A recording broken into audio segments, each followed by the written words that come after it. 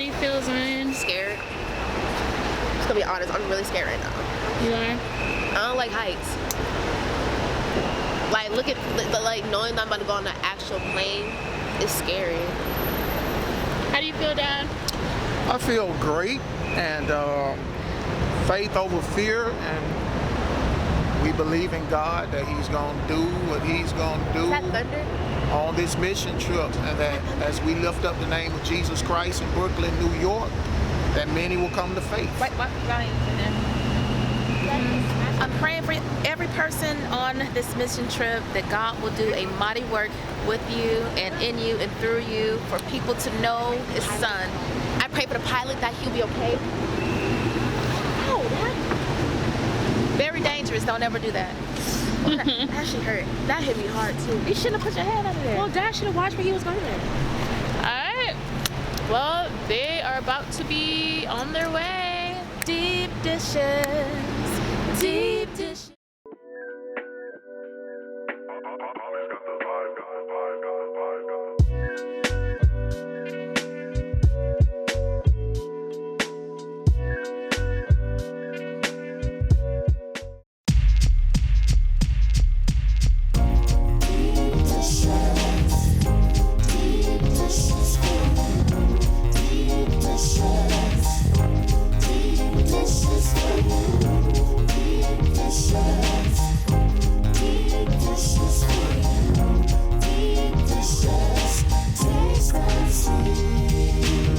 We're in the subway and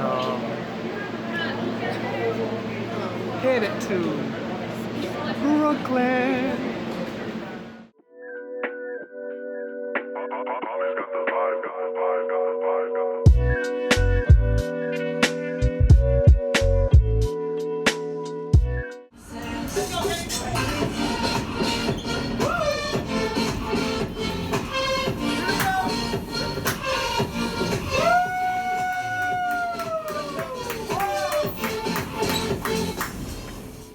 Yo, what's up? We're here in Bushwick at the Hall of Graffiti and Art, where you have all these beautiful murals.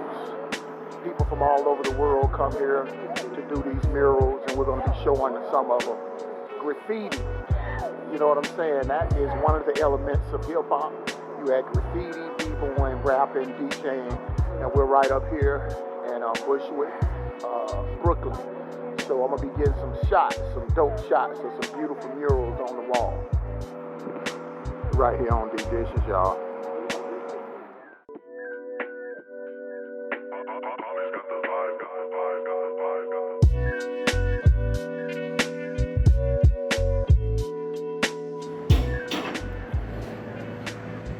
This is so dope right here. This is a mural. It's sad at the same time. Disheartening, a mural of a black baby in a womb with a jumpsuit, symbolic of incarceration before they even get out of the womb. Powerful.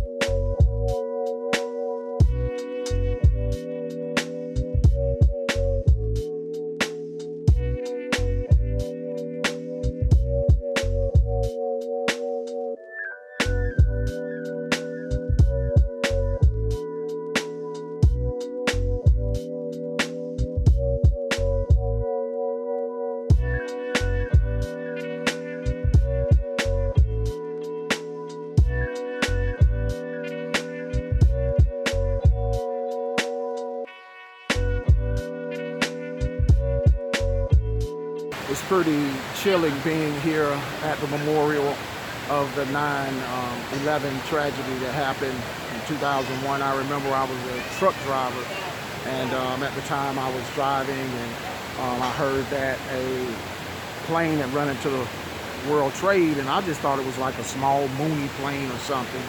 But and then when I heard the news that a plane had run into the Pentagon, that's when I knew it was really, really serious. It's kind of chilling being here. This is my first trip to New York, and seeing what's left of the World Trade, which is not much, if anything at all. But prayers out to the families, and prayers out to the families. God bless. One thing we're doing a lot of here in New York, we're walking. We're right now going to Meals on Wheels to serve the less fortunate, the destitute, the homeless. A lot of walking in New York, from Brooklyn, subways. Now we're in Queens. It's a beautiful thing. She tired. Deep dish. Dang, I look terrible right now. We're serving cars here in Brooklyn. Serving community free car washes. That's what up, B? What's up, what's up, what's up? We got free car washes going on right here in Brooklyn. Free car wash. So we're going into Jackson Heights. It's one of the, it's the most, what I'm trying to say, it's the most diverse community in not just America, but the entire world. People from all over the world live here. So we've been out sharing the gospel, having conversations with people, doing good stuff. All right, y'all. Later on. What up? This is Deep Dishes. We're live right here in Brooklyn, New York, in the district of Bushwick. All right. I'm here with my man, Danny. He is a pastor here. He rocking his shirt, Swerve Church. They meet at ES 299 Elementary School up here in Brooklyn, New York. If you up here, 11 a.m. service. 11 a.m. Sundays, yeah. Okay, cool. So it's been a blessing.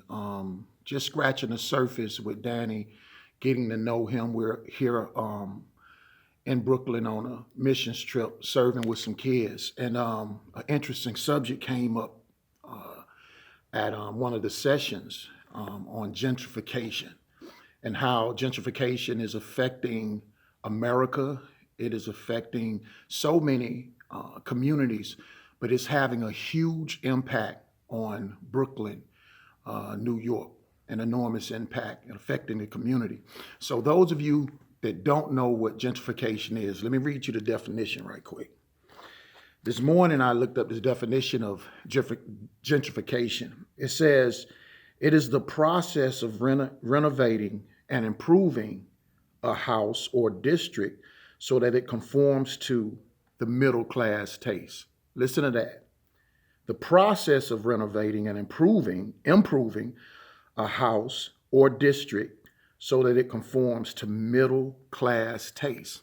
Now, what I want to talk about is the process, okay, of gentrification. And if Danny, if you could just speak to that a little bit, I would love people to hear a little bit about what happened with your father. Sure.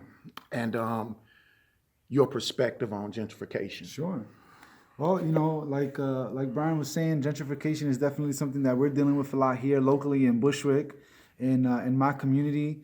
This is a 60 plus percent, Hispanic, 30% Black community. A lot of working class, but also a lot of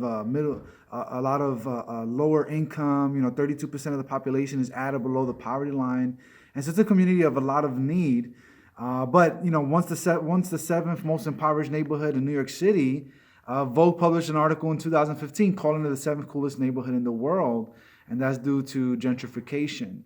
People that have lived through the worst parts of this community's history can no longer afford to live here, and so they're getting displaced and they're getting kicked out. This process that Brian is talking about is developers coming in, a lot of times just duping a lot of the landlords and forcing, strong-arming the people that have lived here forever, for generations, into letting go of their properties, letting go of their apartments, and unfortunately uprooting their lives and displacing them, having them move elsewhere, so that, kind of like that definition says, to conform into a middle class taste, so that people with more money, a little bit more well off, can come in and afford those more expensive rents in those renovated apartments.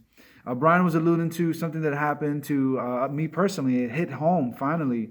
My dad came up here from Puerto Rico, and he, got his cosmetology license. Eventually, he just that didn't really work out. He just got into dry cleaning, and so he started pressing clothes. He was presented the opportunity to own the dry cleaners. He was a business owner, and all I knew was that dry cleaners. He owned it for over 20 years, 23 years to be exact.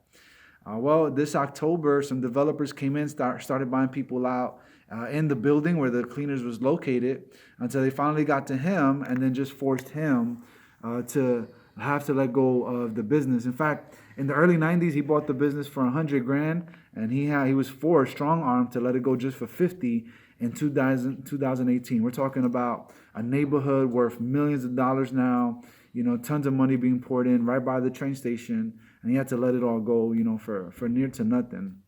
And so it's really unfortunate. It's happening. Happened to us, to our family, but it's happening all over Brooklyn, and we're seeing this, ton of it happening here. Mm-hmm.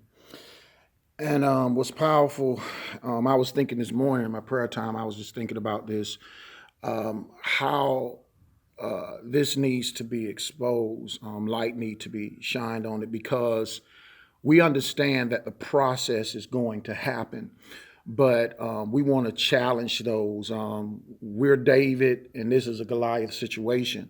But we want to challenge those developers to be fair to the community. Because, see, this is my thing, and I was thinking about this morning. If I come into a community and they have rules in certain cities where if you uproot a tree, you have to replant a tree. And my thing is that if you're going to uproot a community, replant.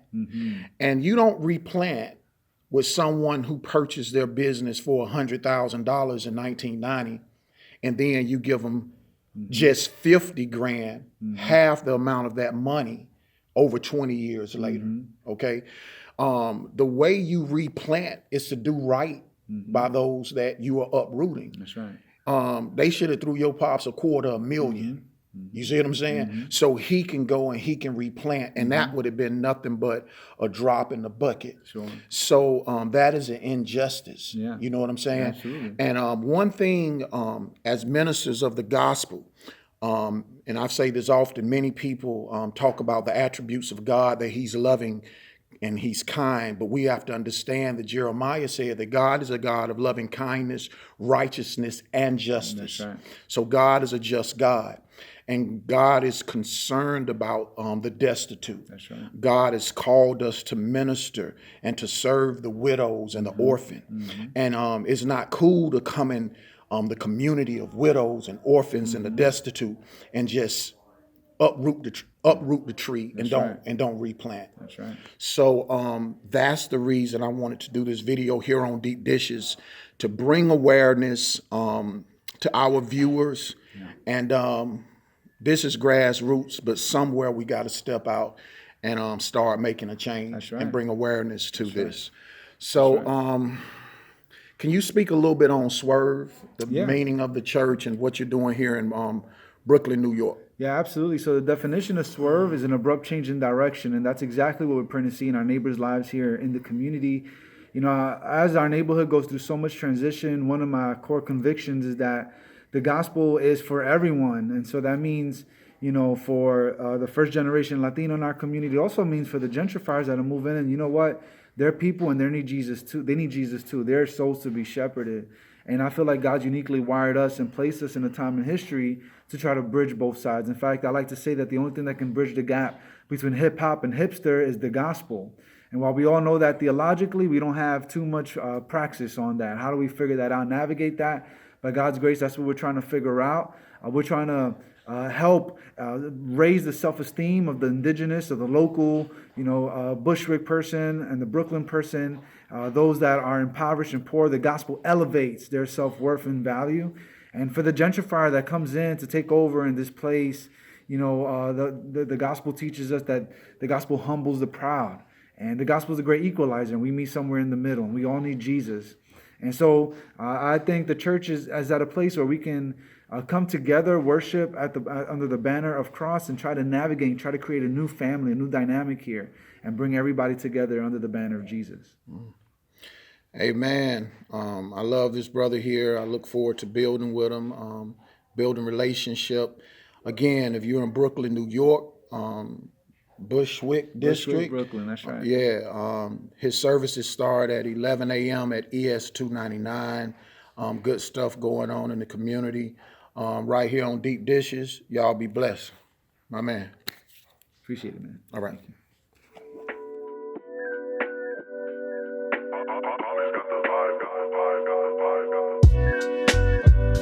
Well, everyone, Ryan and Zion are home. Well, hi, stop, pause. Say hello to the camera. How are y'all feeling? I'm glad to be back on Georgia soil. Yes. Zion, do you have any words? Great. Oh, welcome back to the ATL.